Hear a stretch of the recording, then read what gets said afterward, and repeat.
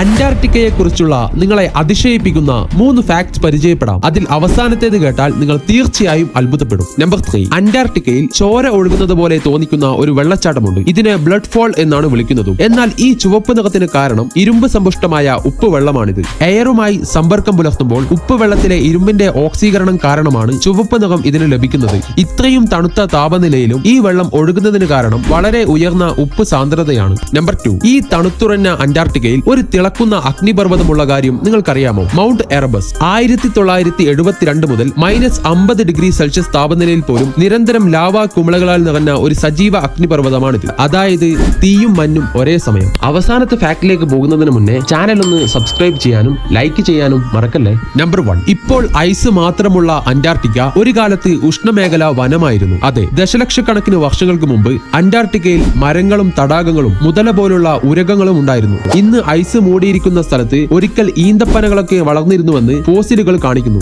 ഇതിൽ നിങ്ങൾക്ക് ഇൻട്രസ്റ്റിംഗ് ആയി തോന്നിയ ആ ഫാക്ട് ഏതാണ്? കമന്റ് ചെയ്യൂ.